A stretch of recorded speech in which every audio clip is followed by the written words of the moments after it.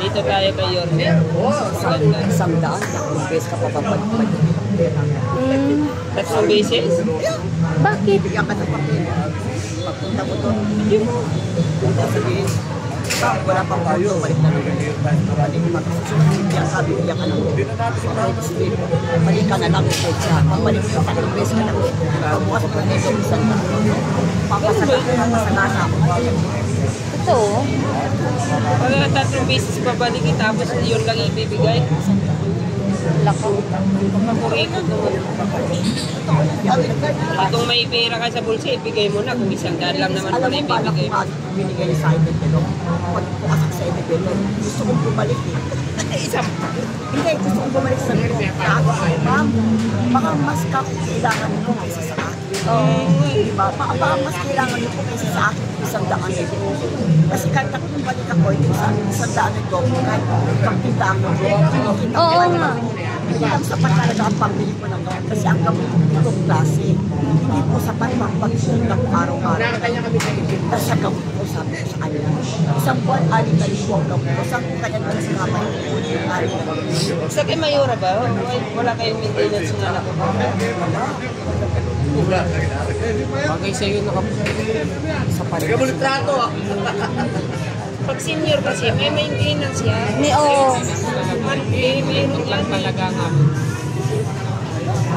Tinanggal niya, yun yung isa na inayaw ni Yorme. Alam natin. Alam natin ko si Yomi. Hindi niya gagawin. Kaya nga. Ngayon lang yan eh. Kailan lang ba? Hindi sila na hindi mo sa March 11. Ngayon lang yung tinaasan eh. Nalaman niya na Yorme. Tatakis yun. Tataasan yung maniwala ko sa akin. Tapos pag hindi raw nakuha mo yung ano mo, yung pension mo sa isang business. Ano Forfeited na ka na. Ano na papapalitan. Kaya nagkilagay. Kala ko ito pala. Madami. Dami ko yan. Ay, lapit niya ba yun? Kaya nga. Alam mo ni Babe. Nakatulog na ako sa loob.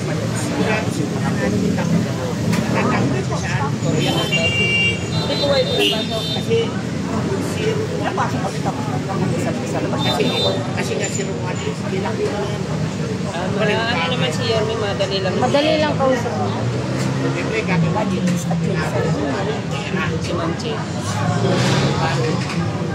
Hindi ko na video ko. Ano yun? Interview ka namin kay Yorme Night. O sige.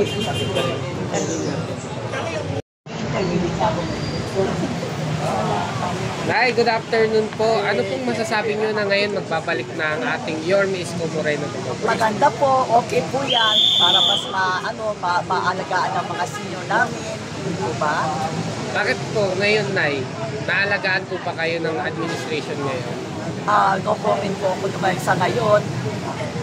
Pero ano po yung mga nagustuhan nyo kay Yorme Isko, yung term niya po?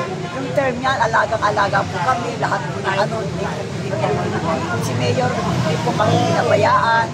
Diba? Mayroon lahat na kompleto at updated ang kanyang ang aming allowance. Hindi po ba, sir? Ganun po yun.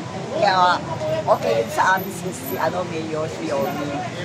Ano pong masasabi nyo dun sa mga naninira kay Yorme? Naniniwala po ba kayo Hindi dun? po kami naniniwala po sa naninira. Nasa tao na po yan, pero kung sa amin po, hindi po ako naniniwala sa kanya. Kahit po naniniwala kami, o kahit ibenta po niya karon, may nagawa naman po siya lahat. Nakikita namin yung mga ginawa niya sa amin. Yung nag-lockdown, yung mga vaccination, yung food bank, sa amin lahat. Hindi po kami nagutom lahat. Nay, madalas na kontrobersiya nga po na sinasabing nagbenta nga daw ng ari-arian si Yorme. Ano pong masasabi niyo po doon? Na binulsa nga ba ni Yorme Isko yung Binulsa, pinagbentahan? Hindi po niya binulsa yun, sir. Nakita po namin lahat ng ginawa niya. Doon pa lang sa food bank, yung mga hospital na ginawa niya, yung lahat ng mga Malilaso, yung eskwelahan ng mga sa Tondo, yung Paseco, yung mga condominium, lahat po yan. Gawa po niya yun. Diba? So, Nay, paano kung operang kayo, bayaran kayo? Hindi po. So, ibig sabihin na full God support kayo first. kay Yorme. God first. At first, hindi kayo talagang God first. paninindigan talaga. Kahit po yung tumakbo sa presidente, binoto po namin siyang presidente. Kaya lang, hindi lang po siya sinwerte talaga eh. Pero ngayon, sigurado po sisertihin kami yan. Nay, ano naman po masasabi niyo sa katambalan niya na si Vice Mayor Chi Atienza? Okay yan, mas maganda sa at least yan, bata pa, at least mas matulog. Diba?